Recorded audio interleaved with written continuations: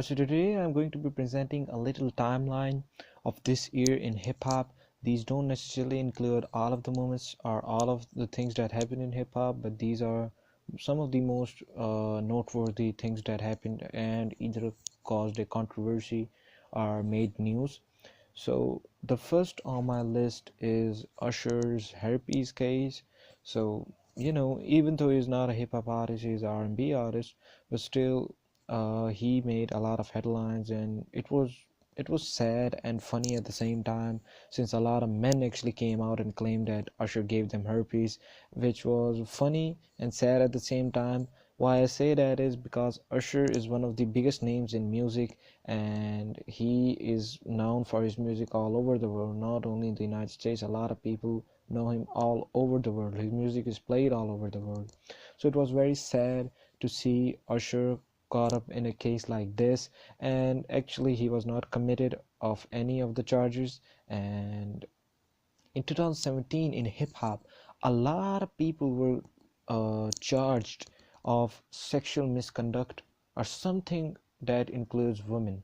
For example, I have not included none of these on this list. So Russell Simmons case happened, Nelly's case happened. Well, Nelly was not convicted, but it is what it is. So let's move on. Second, very similar case, but well, not a very similar case, but he's an R&B artist too, R. Kelly.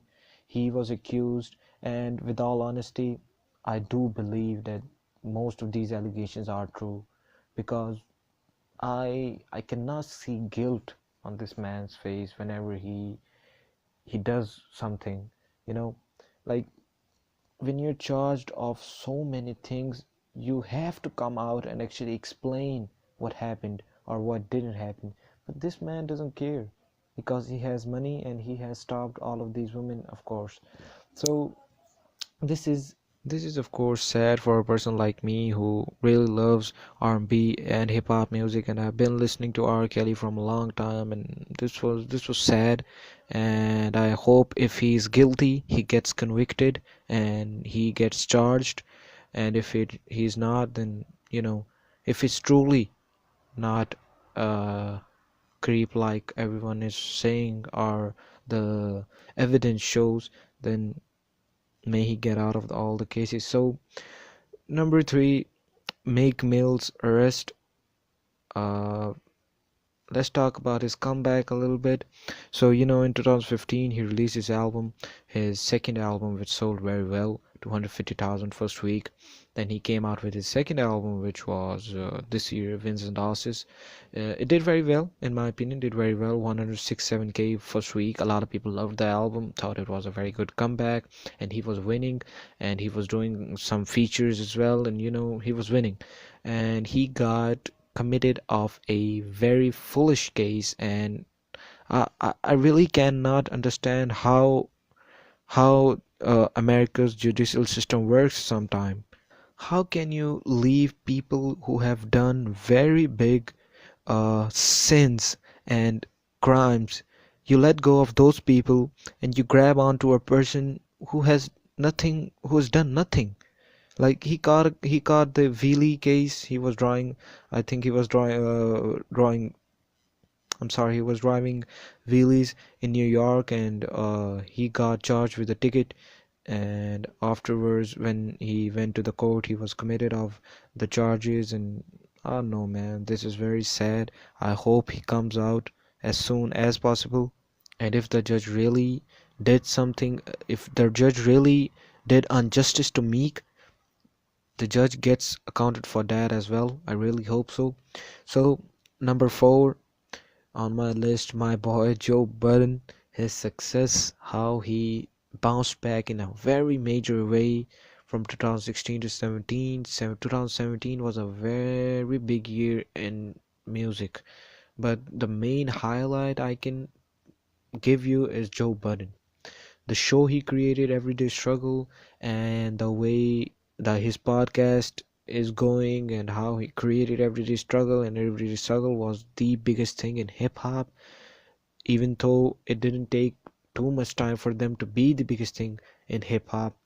So which was it was sad to see them disband and go their own way and part ways, but still Joe Budden is included on my list, and it was very good to see someone like Joe Budden bounce back and make waves in hip hop.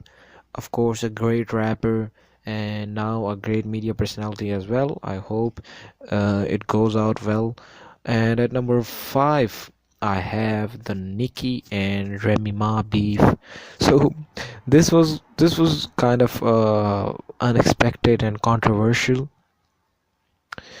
Nicki followed the Drake and Jay-Z rule. She tried to follow the Jay-Z and Nicki rule. I'm sorry, Jay-Z and Drake rule. Only Drake, where she would drop some bars here and there.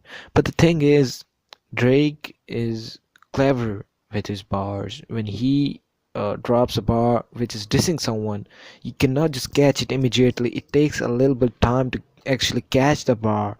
Whereas Nicki, she is trying to be subliminal and is actually talking about a person. Like we can clearly see and hear that she is talking about a specific person. Maybe that is because there are no female rappers at the time being.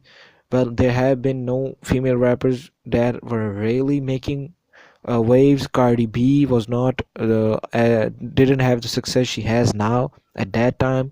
So well, not at that time. It isn't a while ago. I think it happened in 2017. But Bodak Yellow just went a few months ago, just went number one, and now Cardi B is the biggest thing in music. So the point being is, it was a very controversial thing, and Remy killed killed Nikki and murdered her career, man. I don't think she will beef, quote unquote, beef with anyone else again because she got buried. She literally got buried. Alright, so we have another beef here, which is Cameron and Mace beef. I think it was a very big headline or highlight of 2017 in hip hop because Cameron has been dissing Mace from the last like 15 years. Alright, so Mace never responded. Mace never responded. And the time Mace responded in a very major way. A lot of people have gripes about his diss track, The Oracle. I don't think that a rapper who is being dissed, which is Cameron, can validate what Mace is saying. Even if he did all the things if Mace did all the things he said he did on the song, Cameron would never ever admit that fact that he did do those things. So it is completely invalid. A lot of people who are saying that it is fake and this didn't happen and that didn't happen, it is crazy. I don't care. But this was one of the biggest moments in hip hop as well to me. So at number seven we have Kodak Black. Kodak Black did a lot of things this year, and when people say they hate Kodak Black, I am one of those people. And if someone comes up to me and says that he cannot listen to Kodak's music because of his tactics, I would never disagree because I agree with them. His tactics are very bad. Like, he did a lot of things this year. Mainly the thing he did where he streamed his friend having sexual conduct with some woman, and he was recording and streaming it on social media, which was foolish in every type of way. And the more revealing and creepy part about this is that he was currently at that time facing a sexual misconduct or sexual harassment case, and he still thought that this is appropriate for him to do. So I don't know, man. I don't like Kodak's music. I don't like him as a person. It is what it is. So at number eight, we have hip hop, the biggest genre in music. This is major, but in my opinion, this happened a long time ago. This happened a long time ago. Nelson Music was not able to recognize this. They are now able to recognize it because of streaming, I guess, because streaming maybe contributes to this. But people were setting a lot of records in the 90s and in the mid 2000s. Other than Drake, I cannot. Well, Drake released Views. That was not a hip hop album, so I don't count that. I cannot remember the last time a hip hop artist in the last 5 years sold 1 million. Yeah, Eminem did come close to selling 1 million, but Eminem is Eminem. Eminem is always going to sell records. He sold like 792, but I'm talking about a mill. Like in the mid 2000s, um, 50 Cent did it a couple of times. Eminem did it a couple of times. Lil Wayne did it a couple of times, which was major. And when Wayne started doing it like one, two, three, I think he did it 3 times. It was very normal for me that it was normal for me to hear that a rap artist sold 1 million first week. It was not a very big deal. But nowadays, I can remember the last time a artist sold more than a rap artist sold more than 750. I really cannot remember. So it is what it is. So number nine. So these are all opinionated. You can drop your list down below and we can have a discussion or a conversation about what you think were the biggest moments in hip hop. But these to me are were the most notable moments of hip hop. Even though, as I said in my last point, that Drake is not a hip hop artist, but he is widely recognized as an hip hop artist and as a rapper, and his albums get recognized as rap albums. So, for Drake to not submit his More Life album, it was an album, it was not a playlist. More Life album, he didn't submit it for the Grammys, which was which was major. Like what I can see, what I can see is he knew he's going to lose. That's why he didn't submit it his trash ass playlist to the Grammys. And the point being that no one, and I say no one, had this album, the Drake album, in their top 10. I can't remember the last time a publication put out a list, top 10 list, and Drake wasn't on there. Views made a lot of people's top 10, but this I cannot even see this in the top 20 of a lot of people. People just forgot about More Life, that More Life was released, and I don't know, man. I don't know what happened, but it is what it is. So at number 10, this is for a person like me, this is sad. Eminem's album, in my opinion, flopped in a major way. You know, it only sold 260, which is less than Eminem's debut album. And why I say that it is sad is because people like Lil Wayne, 50 Cent, and black rappers sold 1 million, 1.5 million. They those type of artists don't get support from white people, so it is completely invalid for someone to say that those artists sold those kind of records because they had white people's support. There are a lot of African Americans who listen to a lot of music, all kinds of music. For example, let's take a platform like YouTube. You go on YouTube, every music critic I see, 70, like 7 out of 10, 7 of those critics are African Americans or black. So there's no point in saying that he either didn't have the black support or maybe white people didn't support him. The fact of the matter is this, what I'm trying to say here is people, black people especially, had to support this album, but they didn't. They will buy Lil Pump's tracks, and they will buy Migos albums. They will buy all kind of trash ass music, but they will never support an artist who's actually speaking for them, which is funny. Joey Badass didn't sell a lot of records, but it was good nonetheless, and it got him a lot of exposure. But this album in general, even though it was number one on the Billboard 200, but these are future kind of numbers. These are the kind of records that Migos or Future would sell. These are not Eminem records.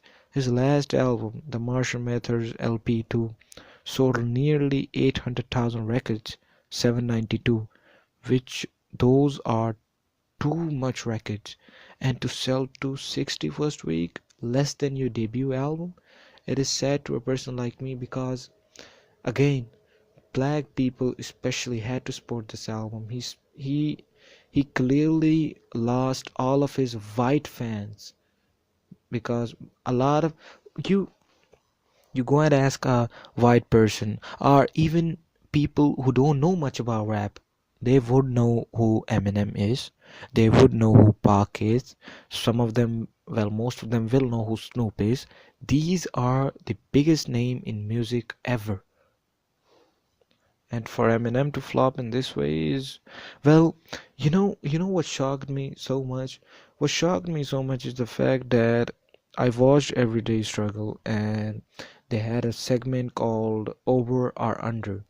I think Joe Budden said that he can sell with this his next album more than 750,000 records first week, and I was kind of skeptical about that, but I went back, listened to the Marshall Mathers LP1, then I checked his numbers from Encore to, well, from Marshall Mathers LP to Marshall Mathers LP2, and I was like, nah, he can sell. And I was like, the more and more we were getting close to the release date, I was like, man, he's going to sell a lot of records. Maybe he's going to have the biggest week of. I was so I was so in belief that he would sell like crazy that I thought he might break Taylor Swift's record. Taylor Swift currently has the biggest first week numbers, I guess. She sold like more than 1 million first week. I thought maybe he can do like Marshall Mathers LP1 kind of numbers, but that didn't happen. He sold like the same amount of records as Jay-Z sold, which is not bad, but for Eminem, it is bad. It is very bad. So I think for his next album, what he can do is some he can recoup with Dr. Dre. He can put on some rap features. He can make a completely rap album and just go out because people don't deserve a rapper like Eminem.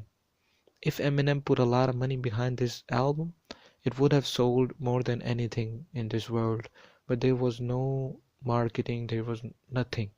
I know that all of that revival ad thing, like a lot of people didn't know about it. Come on.